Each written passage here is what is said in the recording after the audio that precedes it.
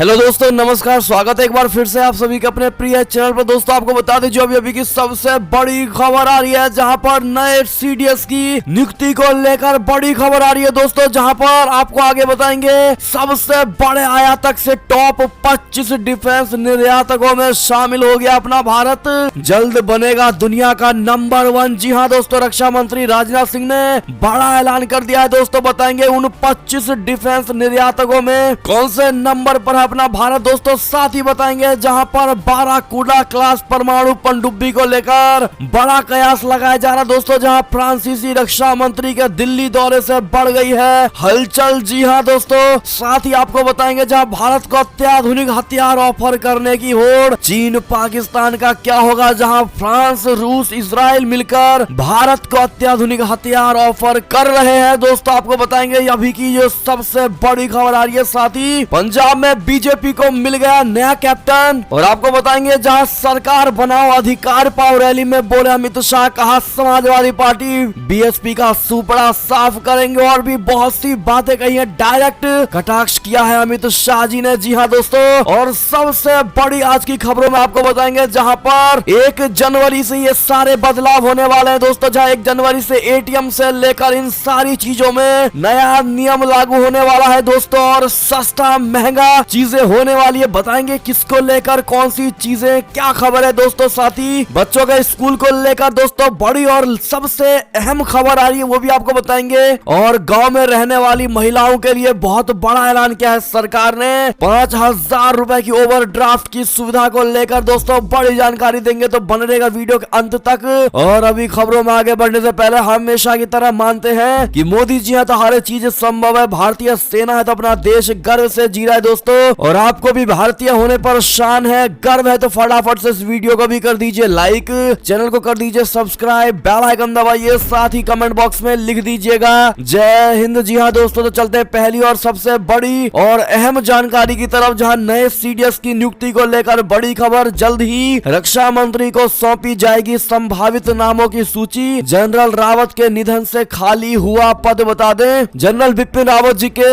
आकस्मिक निधन के बाद अब केंद्र सरकार ने इस पद पर अगली नियुक्ति करने के लिए कवायद शुरू कर दी है। अधिकारियों ने शुक्रवार को बताया है कि इस पद के लिए तीनों सेवाओं की सिफारिशों के आधार पर तैयार की गई नामों की सूची अनुमति के लिए जल्द ही रक्षा मंत्री राजनाथ सिंह के पास भेजी जाएगी। जी हाँ दोस्तों, माना यह जा रहा है कि थल सेना के वर्तमान प्रमुख जनरल एमएम नरवणे के अनुभव को देखते हुए उनका नाम अगले सीडीएस के लिए सबसे ऊपर है। जी हाँ दोस्तों, बाकी अब देखते हैं दोस्तों क्या इस पर सरकार फैसला लेती है और किसको सीडीएस बनाया जाता है। दोस्तों आपको क्या लगता है, किसको ये पद देना चाहिए दोस्तों, आपके हिसाब से कमेंट में जरूर बताइएगा। देखते हैं हमारी भारत की जनता की क्या राय है इस पर, ताकि सरकार की आधी मदद आप लोगों से हो जाए। दोस्तों चलते अगली बड़ी खबर की तरफ, जहां सबसे बड़े आयातक से टॉप 25 डिफेंस निर्यातकों में शामिल हुआ अपना भारत। जी हाँ दोस्तों, जल्द बनेगा दुनिया का नंबर 1 देश निर्यातकों में। बता दें ये बात हम नहीं, रक्षा मंत्री राजनाथ सिंह ने कहा है दोस्तों। विजय श्रृंखला और संस्कृतियों के महासंगम कार्यक्रम को संबोधित करते हुए रक्षा मंत्री राजनाथ सिंह ने कहा है कि मैं आश्वस्त हूं कि आप कैडेट और एनसीसी के अधिकारी राष्ट्र निर्माण की दिशा में कड़ी मेहनत कर रहे हैं और इस संगठन को और अधिक ऊंचाइयों तक ले जा रहे हैं। उन्होंने कहा कि एक बार एनसीसी कैडेट हमेशा एक एनसीसी कैडेट रहता है। मैं रक्षा मंत्री से पहले एनसीसी कैडेट ही रहा हूं। राजनाथ सिंह ने कहा कि एनसीसी ने हमें अनेक ऐसी महान विभूतियां दी है जिन्होंने देश का नाम पूरी दुनिया में ऊंचा किया है। नेताजी सुभाष चंद्र बोस से लेकर हमारे प्रधानमंत्री नरेंद्र मोदी, पूर्व विदेश मंत्री सुषमा स्वराज जी और पूर्व रक्षा मंत्री मनोहर पर्रिकर जी तक एनसीसी में रहे हैं। जी हाँ दोस्तों, अब आपको बता दें उन्होंने कहा कि एक समय था जब भारत रक्षा उत्पादों के आयात पर पूरी तरह निर्भर था। आज हालात बदल गए हैं। भारत अब दुनिया के टॉप 25 डिफेंस निर्यातकों में गिना जाता है। हथियारों के मामले में एक दिन भारत विश्व का सबसे बड़ा निर्यातक बन जाएगा। यानी कि दोस्तों प्रधानमंत्री नरेंद्र मोदी जी का जो आह्वान है आत्मनिर्भर भारत, वो कहीं ना कहीं सफल होता नजर आ रहा है दोस्तों। ऐसे में रक्षा मंत्री राजनाथ सिंह के बात से अगर आप भी सहमत हैं और मानते हैं कि आज ना कल हथियारों के मामले में एक दिन भारत विश्व का सबसे बड़ा निर्यातक बन जाएगा, तो कमेंट में नंबर 1 इंडिया जरूर लिखेगा दोस्तों, और वीडियो अवश्य लाइक कर दीजिएगा भारतीय होने के नाते। चलते अगली बड़ी खबर की तरफ, जहां पर पर क्या भारत खरीदेगा बाराकूडा क्लास परमाणु पनडुब्बी? फ्रांसीसी रक्षा मंत्री के दिल्ली दौरे से बढ़ गई है बड़ी हलचल। आपको बता दें, दुनिया में तेजी से बदलते भू राजनीतिक गठजोड़ से भारत और फ्रांस लगातार करीब आ रहे हैं। इसी रिश्ते को मजबूत करने के लिए कल फ्रांसीसी रक्षा मंत्री फ्लोरेंस पार्ले भारत पहुंचे। 2 दिनों के दौरे में फ्रांसीसी रक्षा मंत्री भारत के कई शीर्ष नेताओं और अधिकारियों के साथ बातचीत कर रही हैं और दावा यह किया जा रहा है कि फ्रांसीसी रक्षा मंत्री भारत यात्रा के दौरान मेक इन इंडिया पहल के तहत बाराकूडा क्लास परमाणु पनडुब्बियों को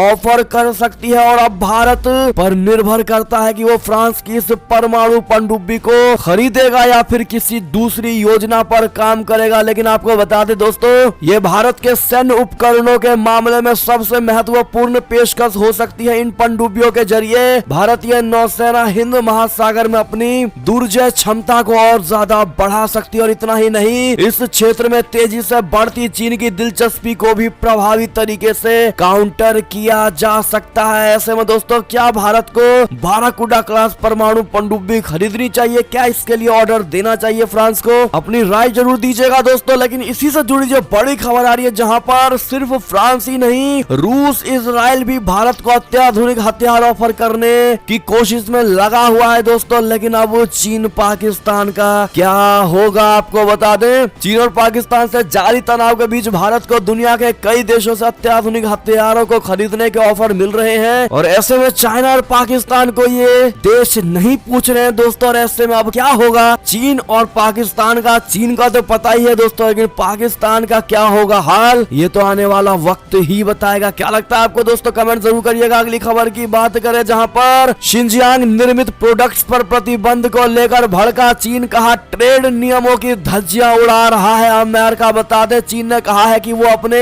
इंस्टीट्यूशंस और एंटरप्राइजेस की सुरक्षा के लिए हर संभव कोशिश करेगा। चीनी विदेश मंत्रालय के प्रवक्ता वांग वेनबिन ने कहा है कि अमेरिका को किसी भी तरह से चीन पर धब्बा लगाने का कोई अधिकार नहीं है। चीन ने यह बात तब कही है दोस्तों, जब अमेरिका ने शिनजियांग को लेकर एक प्रस्ताव पारित किया था और इसके तहत शिनजियांग निर्मित प्रोडक्ट्स के निर्यात पर प्रतिबंध लगाया जाएगा। आसान भाषा में आपको बताएं तो इसका मतलब यह है कि यानी शिनजियांग निर्मित कोई भी प्रोडक्ट अमेरिका में नहीं मिलेगा। यानी कि दोस्तों, इसी अमेरिका के प्रतिबंध लगाने को लेकर चाइना भड़कता हुआ दिखाई पड़ रहा है और ये बयानबाजी कर रहा है। अगर आप भी मानते हैं अमेरिका का सही डिसीजन है और हम इसका समर्थन करते हैं तो जरूर बताइएगा दोस्तों कमेंट में लिखकर। चलते अगली खबर की तरफ, जहां पाकिस्तान की जमीन से भारत को निशाना बना रहे लश्कर जैसे आतंकी समूह, अमेरिकी रिपोर्ट में किया गया है। इसको लेकर बड़ा खुलासा। बता दे, भारत को निशाना बना रहे आतंकवादी समूहों ने पाकिस्तान की सरजमी से अपनी गतिविधियों को अंजाम देना जारी रखा है। पाकिस्तान ने जैशे मोहम्मद संस्थापक और संयुक्त राष्ट्र द्वारा घोषित आतंकवादी मसूद अजहर तथा 2008 मुंबई हमले के प्रोजेक्ट मैनेजर साजिद मीर समेत अन्य आतंकवादियों के खिलाफ भी कार्रवाई नहीं की है। अमेरिका के विदेश विभाग द्वारा आतंकवाद पर जारी एक नई रिपोर्ट में ये बात कही गई है दोस्तों। चलते अगली खबर की ओर, जहां पर राफेल को लेकर भी बड़ी खबर आ रही है, जहां पर क्षेत्रीय सुरक्षा के लिए चीन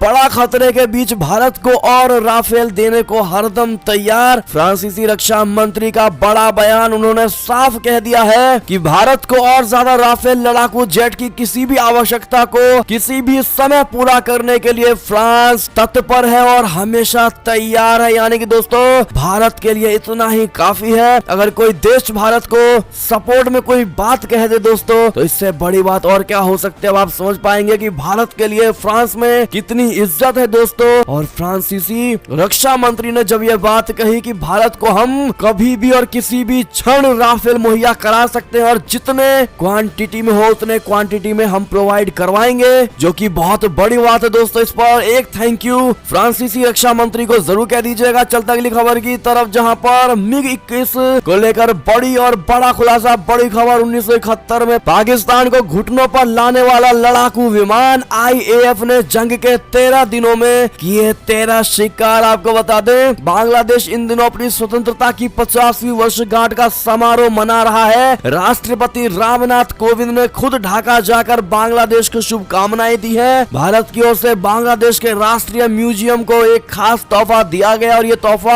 था 1971 युग का एक मिग 21 एयरक्राफ्ट। राष्ट्रपति कोविंद ने अपने ढाका दौरे पर इसी एयरक्राफ्ट का एक रेप्लिका बांग्लादेश के राष्ट्रपति अब्दुल हमीद को सौंपा। मिग 21 विमानों की भारतीय वायुसेना के इतिहास में अहम जगह रही है। 1971 की जंग में ये मिग 21 लड़ाकू विमान ही थे जिनकी बदौलत पाकिस्तान को हवा तो दूर जमीन पर भी आगे बढ़ने का मौका नहीं मिला। जी हाँ दोस्तों, बात करें अगली खबर की, जहां सियालकोट हत्या केस में अब तक 85 संदिग्ध गिरफ्तार। अब कोर्ट में होंगे ये लोग पेश। बता दे, सियालकोट पुलिस पाकिस्तान ने 49 साल के श्रीलंकाई फैक्ट्री मैनेजर प्रियंता कुमारा की पीट कर हत्या करने के मामले में शामिल 33 और प्राथमिक संदिग्धों को गिरफ्तार करने का दावा किया और ये जानकारी डॉन ने दी है। आपको बता दें कि कुमारा के फैक्ट्री के कर्मचारियों समेत सैकड़ों प्रदर्शनकारियों की भीड़ ने 3 दिसंबर को उन्हें बुरी तरह टॉर्चर करके जला करके मार डाला था। जी हाँ दोस्तों, अगर आप भी मानते हैं कहीं ना कहीं ये 85 संदिग्ध गिरफ्तार नहीं हुए होंगे दोस्तों, और इमरान खान अपना बचाव करने के लिए झूठी रिपोर्टिंग दर्ज कर रहे होंगे दोस्तों, तो अपनी राय सुझाव जरूर दीजिएगा। चलते अगली खबर की तरफ, जहां पर आधी जनता भूख से मर रही, करेंसी का हो रहा पतन, अफगानिस्तान की अर्थव्यवस्था के आए बुरे दिन। दोस्तों, काबुल पर तालिबान के कब्जे के बाद से ही अफगानिस्तान की इकानमी का बुरा हाल है। पिछले 4 महीने में अफगानिस्तान की करेंसी का वैल्यू लगातार गिरा है दोस्तों। पहले से ही आर्थिक संकट से जूझ रहा अफगानिस्तान अब भयंकर आर्थिक संकट की ओर बढ़ रहा है। रिपोर्ट्स के मुताबिक आधी से अधिक आबादी पहले से ही खाने के संकट में है। आपको बता दें कि अगस्त की शुरुआत में $1 के मुकाबले अफगानी करेंसी की वैल्यू करीब 80 थी, जो अब 123 तक पहुंच चुकी है। जी हाँ दोस्तों, बढ़ते अगली खबर की तरफ, जहां रामनाथ कोविंद ने ढाका में पुनः निर्मित रमना काली मंदिर का कर दिया उद्घाटन। 1971 में पाकिस्तानी सेना ने किया था इसको नष्ट। जी हाँ दोस्तों, यानी कि राष्ट्रपति रामनाथ कोविंद ने बांग्लादेश के ढाका में रमना काली मंदिर का शुक्रवार को उद्घाटन किया, और ये वो ही मंदिर है जिसे 1971 के युद्ध के दौरान पाकिस्तानी सेना ने नष्ट कर दिया था। इसके लिए आप भी दोस्तों कमेंट में जय मां काली जरूर लिख दीजिएगा। चलते अगली खबर की ओर, जहां पर सीरिया का दावा, कहा इजराइल ने सैन्य ठिकानों पर दागी है मिसाइलें, जिसमें एक सैनिक की हुई मौत। बता दें, सीरिया की सेना ने दावा किया है कि इजराइल ने बृहस्पतिवार को तड़के उसके सैन्य ठिकानों को निशाना बनाकर मिसाइलों से हमला किया, जिसमें एक सैनिक की मौत हो गई और सैन्य ठिकानों को क्षति पहुंची है। दोस्तों, सीरिया के सरकारी मीडिया ने एक सैन्य अधिकारी के हवाले से ये बड़ी जानकारी दी। बता दें, अधिकारी ने कहा है कि इजराइल की ओर से दक्षिण सीरिया में स्थित सैन्य ठिकानों को निशाना बनाकर दागी गई मिसाइलों के कारण एक सैनिक की मौत हो गई और इसमें सैन्य ठिकानों को क्षति भी पहुंची है। जी हाँ दोस्तों, बढ़ते अगली खबर की ओर, जहां उत्तर कोरिया में हंसने और रोने पर लगा प्रतिबंध, नियम तोड़ने पर मिलेगी कड़ी सजा। बता दे, उत्तर कोरिया अपने अजीबो गरीब नियमों के लिए कुख्यात है, विख्यात है। अब किम जोंग उन सरकार ने हंसने, शराब पीने, किराने की खरीदारी पर प्रतिबंध लगा दिया है, और ये प्रतिबंध 11 दिनों के लिए लगाया गया है दोस्तों, क्योंकि प्योंगयांग अपने पूर्व नेता किम जोंग इल की 10वीं बरसी मना रहा है और ऐसे में यह फरमान सुनाया गया है। बता दें, शोक की अवधि इस साल 11 दिनों तक रहेगी, क्योंकि यह 10वीं बरसी है। आमतौर पर हर साल 10 दिन का शोक मनाया जाता रहा है। रिपोर्ट्स के मुताबिक तानाशाह किम ने 11 दिनों तक पूरे देश में लोगों के हंसने तक पर प्रतिबंध लगा दिया और इसके साथ ही शराब पीने और किसी भी तरह के आयोजन करने पर भी प्रतिबंध लगा दिया, यानी कि बड़ा ही अजीबो गरीब दोस्तों नियम लागू किया जाता है किम जोंग सरकार की तरफ से। इस पर आपकी क्या राय प्रतिक्रिया होगी जरूर बताइएगा। क्या आपको भी इनके इस प्रतिबंध से हंसी आती है दोस्तों, बताइएगा जरूर। अगली खबर की बात करें, लेकिन जिन भाई और बहनों ने अभी तक इस वीडियो को लाइक नहीं किया दोस्तों, आपसे रिक्वेस्ट है हमारी मेहनत को सफल करने के लिए एक लाइक अवश्य कर दीजिएगा। चलते अगली खबर की तरफ, जहां बेटे ने मौन होकर दी पिता कैप्टन वरुण सिंह को मुखाग्नि, रोती रही बेटी। बता दें, एयरफोर्स के ग्रुप कैप्टन वरुण सिंह पंच तत्व में विलीन हो गए। छोटे भाई तनुज सिंह और बेटे ने उन्हें मुखाग्नि दी, तो वहीं उसके पहले मुख्यमंत्री शिवराज सिंह चौहान ने कैप्टन को सल्यूट किया, जिस दौरान उन्होंने कैप्टन के परिवार से चर्चाएं भी की है। जी हाँ दोस्तों, आप सभी को बता दें कि कैप्टन वरुण सिंह को सैन्य सम्मान के साथ अंतिम विदाई दी गई। ऐसे में आप भी उनको श्रद्धांजलि जरूर दीजिएगा हमारे कमेंट के माध्यम से दोस्तों, ताकि उनकी आत्मा को शांति मिल सके। बढ़ते अगली खबर की ओर, जहां पर अमेज़न पर कार्रवाई, झूठी जानकारी लेने के लिए CCI ने लगाया 202 करोड़ का जुर्माना। बता दें, भारतीय प्रतिस्पर्धा आयोग ने 2019 फ्यूचर डील में झूठी और गलत जानकारी और तथ्यों को दबाने के लिए अमेजन पर 202 करोड़ रुपए का जुर्माना लगाया है। जी हां दोस्तों, अगली खबर की बात करें जहां पर खुद अमेरिकी राष्ट्रपति ने ओमिक्रॉन को लेकर बड़ी चेतावनी दी है। दोस्तों, कहा गंभीर बीमारियों वाली सर्दी और वैक्सीन नहीं लेने वालों की मौत। जी हां दोस्तों, दुनिया भर में कोरोना वायरस को ओमिक्रॉन वेरिएंट ने चिंता बढ़ा रखी है और इसी बीच अमेरिका के राष्ट्रपति जो बाइडेन ने इस वेरिएंट को लेकर लोगों को आगाह किया है। गुरुवार को जो बाइडेन ने कहा कि यूनाइटेड स्टेट में कोरोना वायरस काफी तेजी से फैल सकता है और ये सर्दी गंभीर बीमारियों वाली होगी। उन्होंने वैक्सीन न लेने वालों को आगाह करते हुए कहा है कि वैक्सीन नहीं लेने वालों की मौत भी हो सकती है। जी हाँ दोस्तों, जब खुद राष्ट्रपति ऐसी बातें कह सकते हैं दोस्तों, तो जनता का क्या हाल होगा और जनता में कितनी भय होगी, आप इसकी कल्पना कर पाएंगे। चलते अगली खबर की तरफ जहां पर जॉनसन एंड जॉनसन वैक्सीन से खून के थक्के का है खतरा, लगाएं फाइजर या मॉडर्ना। जी हाँ दोस्तों, अमेरिकी स्वास्थ्य सलाहकार ने इसको लेकर बड़ा सलाह दिया है। जी हाँ दोस्तों, साथ ही भारत की बात करें जहां ओमिक्रॉन के खतरे को लेकर स्वास्थ्य मंत्रालय ने कहा कि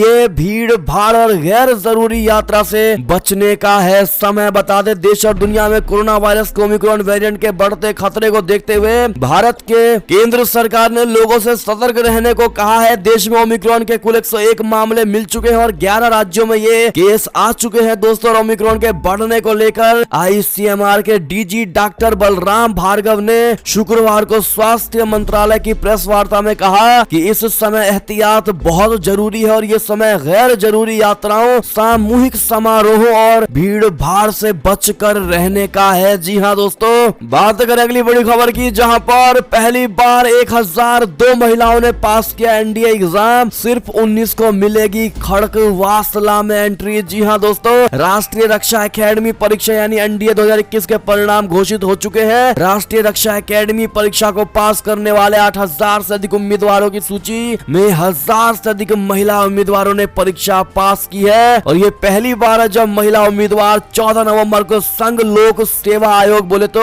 UPSC द्वारा आयोजित परीक्षा में शामिल हुई थी और इनके परिणाम बुधवार को घोषित किए। इनको कांग्रेचुलेशन जरूर कह दीजिएगा दोस्तों, फर्स्ट टाइम इन इंडिया में होने को लेकर। चलते अगली खबर की तरफ जहां पर पंजाब इलेक्शन को लेकर बात करें, जहां पंजाब में बीजेपी को मिल गया कैप्टन, सीट शेयरिंग पर फैसले के बाद बोले अमरिंदर, कहा मिलकर जीतेंगे चुनाव। पंजाब विधानसभा चुनाव को लेकर राजनीतिक सरगर्मियां तेज होने लगी है। पंजाब के पूर्व मुख्यमंत्री और पंजाब लोक कांग्रेस के कर्ता धर्ता कैप्टन अमरिंदर सिंह ने केंद्रीय जल शक्ति मंत्री व पंजाब में बीजेपी के चुनाव प्रभारी गजेंद्र सिंह शेखावत से मुलाकात की है और दोनों पार्टियों के बीच गठबंधन पर मुहर लगा दी है। दोस्तों, कैप्टन अमरिंदर सिंह और गजेंद्र सिंह शेखावत की इस मुलाकात का उद्देश्य बीजेपी और पंजाब लोक कांग्रेस के बीच सीट शेयरिंग पर फैसला लेना था और इस मुलाकात और फाइनल बातचीत के बाद ही गृह मंत्री अमित शाह जी और बीजेपी के राष्ट्रीय अध्यक्ष JP नड्डा से मुलाकात होगी। आपको बता दें, मुलाकात के बाद गजेंद्र सिंह शेखावत ने कहा कि प्रधानमंत्री और पार्टी अध्यक्ष JP नड्डा पहले ही कह चुके हैं कि हम मिलकर चुनाव लड़ेंगे और आज मैं स्पष्ट कर देना चाहता हूं कि हम मिलकर चुनाव लड़ रहे हैं और हम मिलकर चुनाव लड़ेंगे। जहां तक सीटों के समझौते की बात है तो सही समय पर सही जानकारी दे दी जाएगी। जी हाँ दोस्तों, अगर आप भी मानते हैं कि इस बार पंजाब में खेला होगा दोस्तों और कहीं ना कहीं गठबंधन की सरकार बनेगी, तो इस वीडियो को जिन्होंने लाइक नहीं किया लाइक कर दीजिएगा और शेयर करना मत भूलिएगा दोस्तों। बढ़ते अगली खबर की तरफ जहां पर इसी से जुड़ी खबर है कि भाजपा से गठबंधन के जस्ट बाद यानी तुरंत बाद कैप्टन का कांग्रेस को तगड़ा झटका, 22 पार्षदों को किया पार्टी में शामिल। बता दें, इधर दिल्ली में भारतीय जनता पार्टी और पंजाब लोक कांग्रेस के बीच गठबंधन का ऐलान हुआ तो उधर तुरंत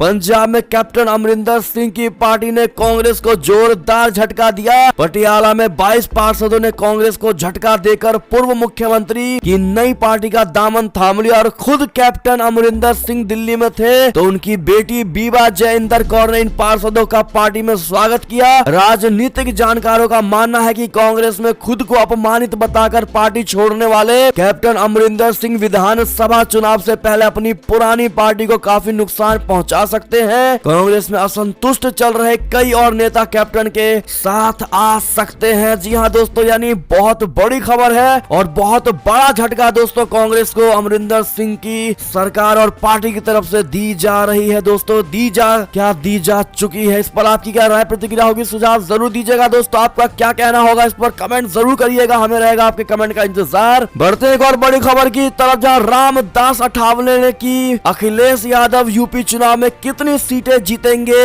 इसको लेकर भविष्यवाणी। बता दे दोस्तों, केंद्रीय सामाजिक न्याय एवं अधिकारिता राज्य मंत्री रामदास अठावले ने कहा है कि यूपी में फिर भाजपा सरकार बनाएगी। उन्होंने सपा के राष्ट्रीय अध्यक्ष व पूर्व मुख्यमंत्री अखिलेश यादव के दावों पर कहा है कि भले ही अखिलेश 400 सीट जीतने की बात कर रहे हो, लेकिन उनकी सिर्फ और सिर्फ 40 सीटें ही आएंगी। अखिलेश यादव की एक 0 इधर की तरफ आ जाएगा, इसलिए यूपी में बीजेपी फिर सरकार बनाएगी। उन्होंने ये भी कहा है कि यूपी में Republican Party of India Baspa की विकल्प बनेगी। जी हाँ दोस्तों, एक दिवसीय दौरे पर मेरठ पहुंचे केंद्रीय मंत्री और रिपब्लिकन पार्टी के अध्यक्ष रामदास अठावले ने सर्किट हाउस में ये बात कही है। ऐसे में रामदास अठावले के भविष्यवाणी को आप किस नजरिए से देखते हैं दोस्तों? क्या लगता है आपको, क्या इनकी बात सच होगी दोस्तों? हां या ना में जवाब जरूर दीजिएगा। बढ़ते अगली खबर की तरफ, जहां अखिलेश और शिवपाल के गठबंधन पर डिप्टी सीएम केशव मौर्य ने कहा कि इससे बीजेपी की सेहत पर कोई फर्क नहीं पड़ेगा। क्या कहते हैं दोस्तों, आप लोग बताइएगा जरूर। अगली खबर की बात करें, जहां पर उत्तर प्रदेश में सरकार बनाओ अधिकार पाओ रैली में बोले अमित शाह, कहा समाजवादी पार्टी और बहुजन समाज पार्टी का सुपड़ा साफ करेंगे, कांग्रेस को खाता नहीं खोलने देंगे। जी हाँ दोस्तों, उत्तर प्रदेश में विधानसभा चुनाव से पहले जनसभाओं का दौर जारी है और केंद्रीय गृह मंत्री और बीजेपी नेता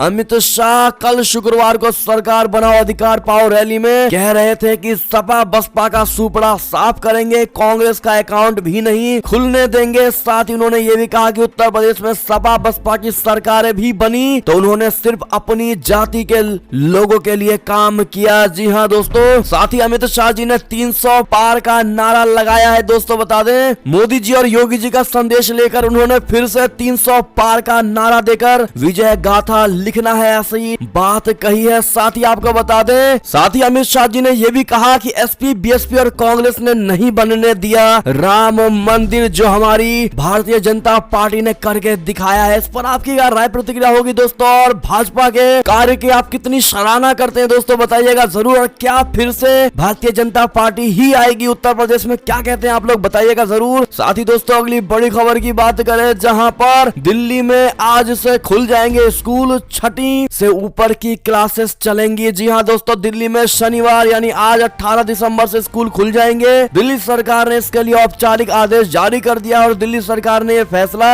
commission for air quality management के निर्देश के बाद लिया है और इस फैसले के बाद 6वीं से ऊपर के सभी क्लासेस लगनी शुरू हो जाएंगी। दिल्ली एनसीआर में प्रदूषण के चलते स्कूलों को बंद कर दिया गया था। जी हाँ दोस्तों, ऐसे में कितने भाई बहन जिनके बच्चे दिल्ली स्कूल में पढ़ते हैं या खुद भी पढ़ते हैं, बताइएगा जरूर। साथ ही अगली खबर की और अहम खबर की बात करें, जहां 1 जनवरी से एटीएम से पैसे निकालना हो जाएगा महंगा। बता दें, प्रति ट्रांजैक्शन का कितना देना होगा आपको चार्ज। दरअसल आगामी यानी आने वाले 1 जनवरी से बैंक के ग्राहकों को अधिक शुल्क चुकाना होगा। कई बैंकों ने फाइनेंशियल और नॉन फाइनेंशियल ट्रांजैक्शन के नियमों में बदलाव किया है और ये बदलाव 1 जनवरी से लागू हो जाएंगे। और इसी तरह पोस्ट ऑफिस के अंतर्गत आने वाले इंडिया पोस्ट पेमेंट बैंक ने भी एटीएम ट्रांजैक्शन या बैंक से निकासी के नियमों में बदलाव किया और इसके लिए नियम भी 1 जनवरी से लागू होंगे और नया साल आने से पहले ग्राहकों को इसके बारे में जान लेना चाहिए। जी हाँ दोस्तों, आपको बता दें, इंडिया पोस्ट पेमेंट बैंक यानी IPPB के मुताबिक बेसिक सेविंग अकाउंट पर नकदी निकासी 4 ट्रांजैक्शन तक तो मुफ्त है, लेकिन दोस्तों